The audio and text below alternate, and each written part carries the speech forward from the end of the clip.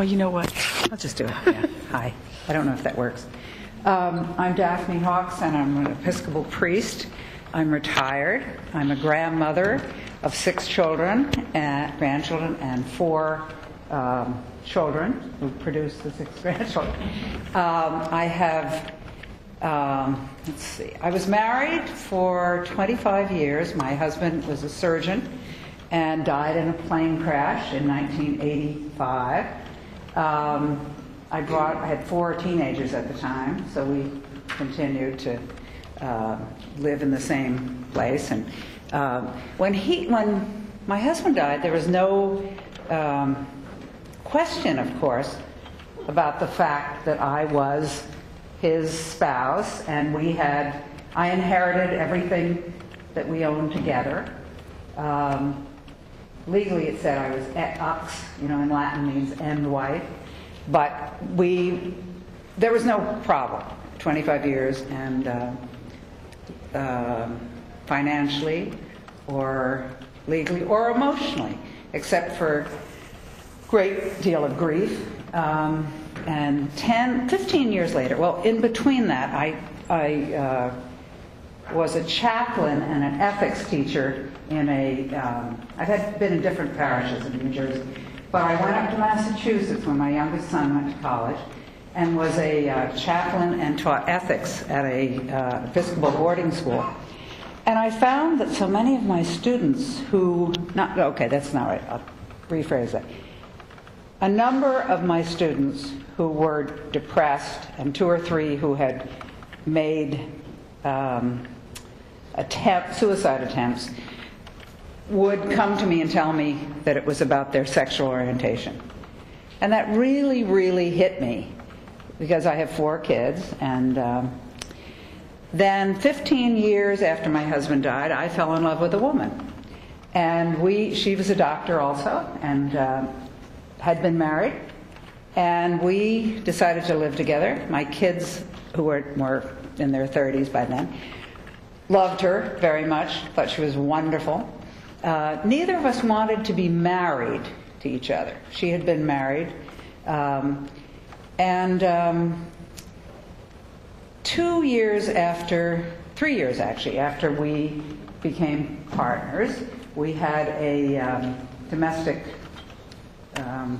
partnership done in New Jersey, or legally. And about 4 months later, she was diagnosed with stage 4 cancer. I'm 8 years older than she was.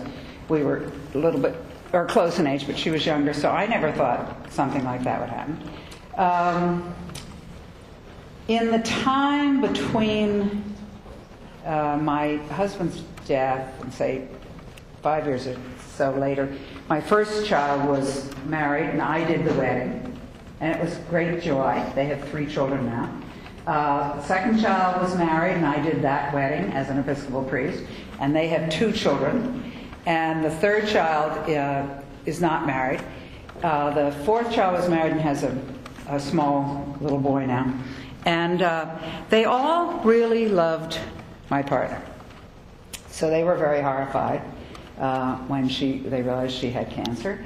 She was a psychiatrist, lecturer, Jungian analyst, and taught around the world. And she also had been at Rutgers for a long, long time and had a pension from Rutgers.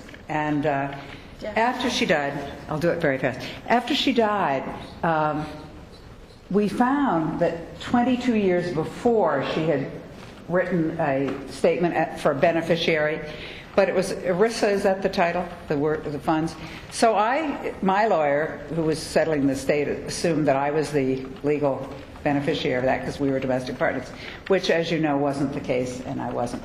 So for me personally, it's not about whether, I think that made me angry, it made me very sad for all the other people who have had to live that way. But I've seen such a difference. I mean, when you've known 2 different relationships. My children all spoke at her funeral. All their kids came, all her nephews and nieces and everything. And it was just absolutely as much a marriage or a relationship as I had had for 25 years with my husband. But anyhow, just to finish and say one thing, I'm really speaking not because it wasn't a huge catastrophe for me at my age or financially. But I think I want to say something just because I've known the two different states of being married and being in a domestic partnership. And I think of all those kids that I knew, including a nephew of mine who was gay and killed himself. All the young people who will never know that equality, and I think it's a great injustice. I was the first woman ordained in the Episcopal Church, so I think I was involved in civil rights movement. I think this is a good example, once again, of prejudice and fear keeping people from equality. Thank you.